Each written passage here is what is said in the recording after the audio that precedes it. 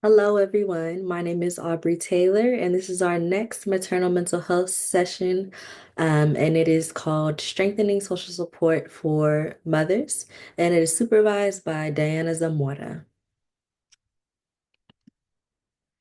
So, just a little bit about me. My name is Aubrey Taylor. I am a Master of Social Work student with Grand Canyon University, and I am also a Master of Social Work intern with Cameron County Mental Health Task Force. And so I chose maternal mental health for my topic because I am a mother, and I think it is important to spread awareness about maternal mental health and what we can do to best support mothers. So the mission for Cameron County Mental Health Task Force is to enhance community awareness, dedication, and resources to address behavioral requirements of Texas residents. And the purpose of me providing this series is to provide a safe, supportive space to talk about maternal mental health and to help you build tools for your well-being. And I do want to share a short confidentiality statement that says, what's shared here stays here, with one exception. If I learn that someone may harm themselves or others, I am required to take action and ensure safety. Other than that, this is a safe and private and respectful place. So, just a little introduction. Welcome back to my maternal mental health series. I'm so glad that you're able to join us today. In this session, we're going to explore how to build and strengthen your support system, because motherhood is not meant to be done alone. If you ever heard of It Takes a Village, motherhood and raising children truly does take a village, and I hope you find something that speaks to you within this session that you can take and use within your real life. And so, whether you're a first-time mom or already deep into your parenting journey, having somebody that can support you, somebody that you can count on, makes a big difference in your mental health and your emotional well-being. And it'll allow you to um, reflect that onto your children and the people that you are supporting.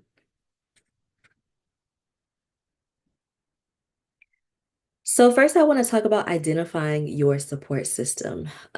This is so important. Some people were raised in a tight-knit family, some people were not. And so I think when you transition into motherhood or when you're in the midst of motherhood, um, finding a support system is so special and so important when it comes to maintaining your well-being, whether it's family, whether it's friends, or whether it's a family that you've had to create. Support is so important, so that way you can make sure that you are okay. And so there are different types of support. It's not just, financial support, but we'll talk about what types of support are available. So the first type of support is emotional support, which is having somebody to talk to. And I think that when you're a mother, you try to handle everything on your own, and you really don't have a true outlet. And so finding somebody that you can express yourself to, vent to, or somebody that you can relate to is so important, because it shows you that you're not alone on your journey. And so I hope that these series allows for you to gain that some emotional support or someone to talk to. The next type of support is practical support. And this is help with um basically practical things. So like help with chores, help with childcare, maybe help taking dinner, cooking dinner, or cleaning up the house, or maybe you need help um just having somebody watch your kids while you just go take a break. Having that practical support um to help you just feel like you can take a second to breathe and get things done is so important. Because I think as mothers, we often have so many things to do and we often wonder like how we're going to get all of that done. So having somebody that can provide you with practical support can make you feel more grounded. The next type of support is emotional support. And so you can get that from this maternal mental health series. You can get that from doctors. You can get that from counselors and therapists. And you can maybe even get that from any other professionals. And so having informational support is just advice and resources about maybe your mental health or maybe about what's available in the community such as WIC and um, SNAP, which is food stamps, or maybe you just need um, medical insurance resources and advice. Having that informational support is so important because it helps you figure out, where you need to get resources from if you're not aware of where they're available. And so the last type of support that I want to talk about is affirmational support. And this has to do with encouragement and validation. And I think as mothers, um, when we feel like we're doing all of the things and we are not feeling like we're having the support reciprocated, our morale starts to feel a little low. And so just having someone that can provide encouragement and validate what we're going through and encourage us, letting us know that we're good moms, is something that really keeps us going. And so, if your love language is words of affirmation, this is something that can really help you. Just hearing something positive about yourself and what you're doing can really keep you going. And so I want you to think about the people in your life. And I want you to think about who you go to when you're overwhelmed, when you need advice, or you just need a break. And remember, when it comes to thinking about support, I don't want you to just think about something on the smaller scale like family and friends, because support can be literally everywhere. It can be from professionals, it can be from coworkers, it can be from a community that you have created for yourself, but I really would like for you to take a deep dive into thinking about who you feel like you have on your support system. So next, when it comes to support systems, it is so important to have effective communication. And so when it comes to effective communication, um, that includes asking for help when you need it, okay? And so I know as a mom, we try to do it all by ourselves. But nobody knows that we need support unless we ask. And so, some of the things that may make it hard to ask for support is maybe the guilt, maybe feel guilty, when we feel like we need help, or maybe we fear being judged because we're asking for help and we think we're expected to do it all. Or maybe it's just our own personal pride. I know for me, I've grown up just wanting to do everything on my own, not wanting to ask for help. But over time, I've realized how damaging that could be to myself and to the people that I'm trying to support, my children. And so, letting that go of that pride, and just asking for help. And it doesn't always have to be for money. It doesn't always have to be, maybe you don't feel comfortable just venting to somebody and letting somebody know what you're going through. But I think seeking some type of informational or affirmational support is so helpful, because it's what's going to keep you going. And so next is the power of clear and compassionate communication. And so it is so important to be able to communicate effectively, clearly, and compassionately, so that way people can really understand how you're feeling and what you're going through from your point of view. And I think that when you seek support, depending on who you're seeking support from, they have to be able to provide that clear and compassion back to you, so that you feel okay asking for help. And I think that's another reason why we often don't ask for help is because of that fear of judgment, or maybe the way somebody responds to our needs when we ask for them. But I think going on to the next point, in order to avoid that fear of judgment, or maybe that judgment, we need to make sure that we're setting boundaries and expressing our needs without apologizing. Because without expressing our needs, we won't get the support that we need to be okay and to feel like we can continue on in our motherhood journey. And so I want you to think about this framework when in terms of communication. I want you to start with basically just sharing how you feel. So start with I feel, and then explain what you feel like you really need at that point in time. And then next, I want you to make sure that you're clear on your request. I think when we are asking for things, sometimes we expect somebody to read in between the lines, or we expect somebody to read our mind, and that is not always, that's not something that people can do. People can't read our minds, and people can't read in between the lines. So it is important to make sure that you're clear in your request for the support and for what you need so that you can make sure that what you need is actually what you get. Okay. And so just a little of an example of effective communication. So you can say something like, I've been feeling really overwhelmed lately and I need a break. Would you be able to watch the baby for an hour this weekend so I can rest? And so when it comes to effective communication, know that it takes practice. Know that it's not going to be perfect the first time around. Maybe somebody won't understand what you need because maybe your request wasn't clear enough. But I think if you take some time to maybe journal to yourself what you feel like you need and practice that effective communication by figuring out what exactly you need for yourself first. And then that way you'll be able to effectively tell somebody else in your support system what you need.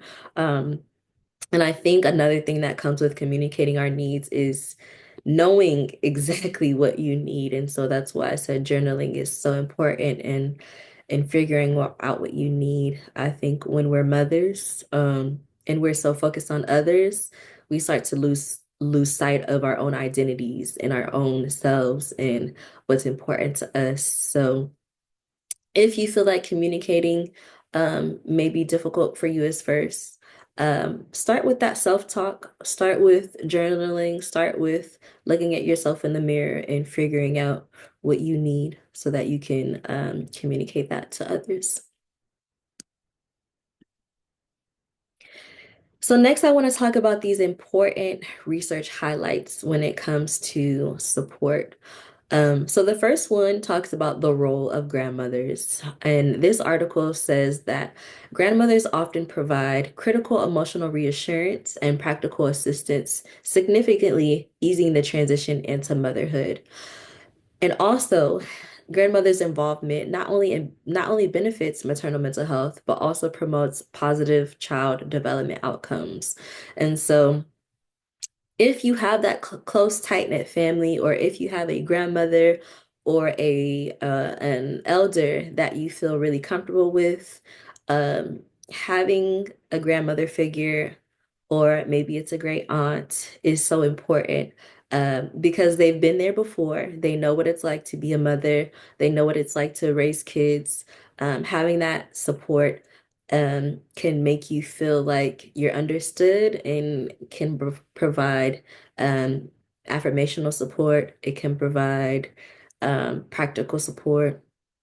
And maybe if it's just needing to be heard, grandmothers can really provide that support from a place of understanding. The next article is about online communities and support networks. And so, online parenting forums offer a safe, anonymous space for mothers to discuss mental health challenges without judgment. Sharing experiences in these forums normalizes feelings of overwhelm and reduce isolation.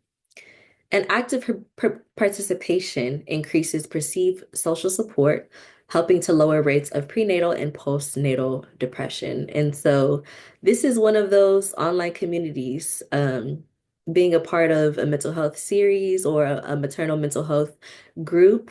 Or maybe there's a Facebook group or an Instagram page that you want to join into. If you feel like you do not have that friendship or that family community to build a relationship with, I encourage you to um, get connected with the online community, um, especially because they're so normalized these days being a part of a community. Um, Maybe you don't have that community in person, and so uh getting involved with somebody online is definitely something that you can take some time to join in your busy lives. And so lastly, there's an article that talks about effective communication within support systems. And this article says that clear communication about needs within families and online communities is associated with better maternal mental health outcomes, and combining traditional family support with online resources provides a more comprehensive support system for mothers. And so I think it is important to say that the everybody's support system does not look the same. And so, if you don't have that family support, or if you don't have that friend support or peer support, you'll have to build your own support system.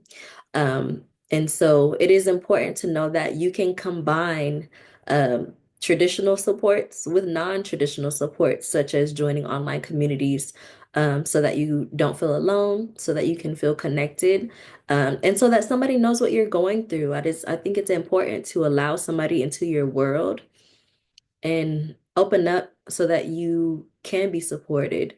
Um, I think maternal mental health definitely has a stigma. Um, Really, mental health in general has a stigma. And so just finding a support system that you're most comfortable with really makes a difference. And so I have an activity. It's called a support system mapping exercise. And this activity will help you visualize what your current support system looks like, or maybe what you would hope for your support system to look like. So if you want to take a second to pause this video, get a piece of paper, and I'll go over the directions, okay?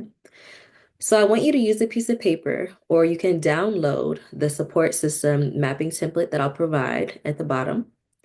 I want you to write your name in the center.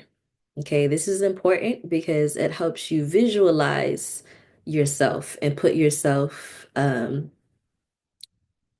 the center of your needs. Okay.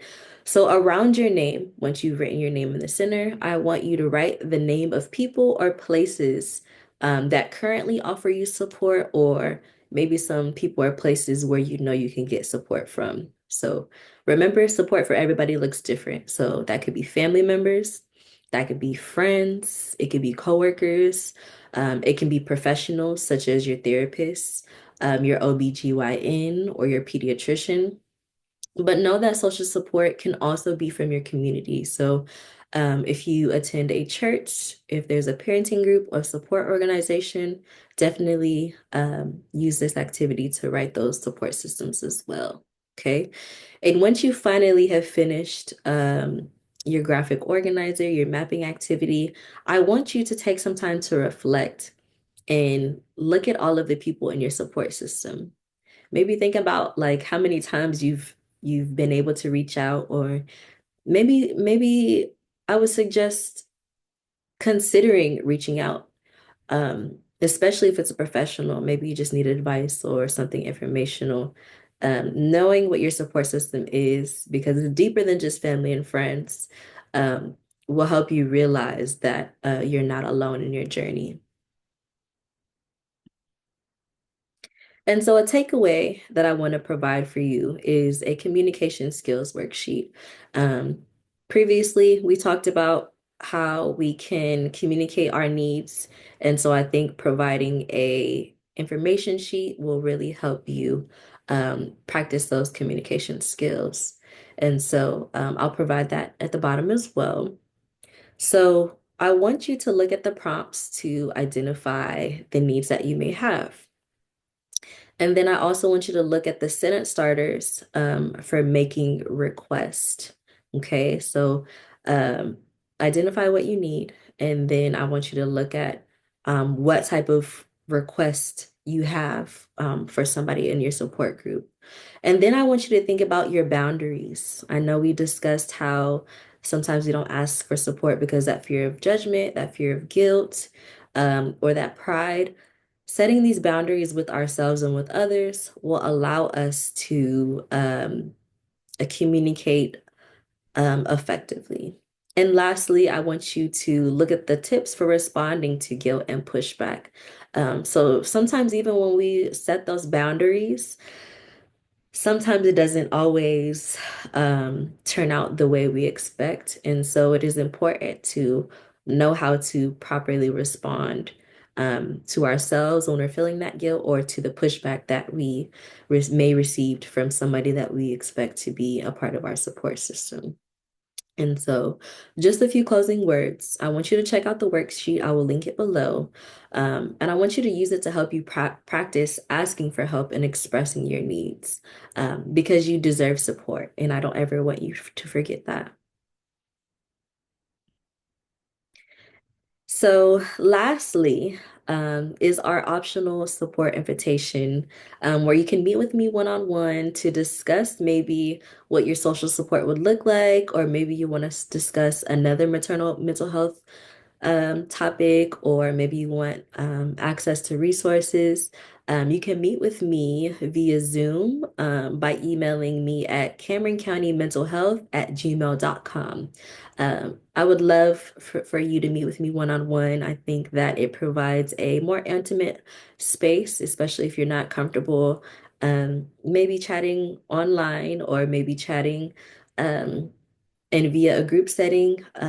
Individual support really allows you to get what you need.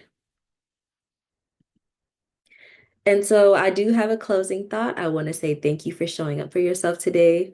Next week, we'll talk about how motherhood impacts our relationships with partners, families, and friends.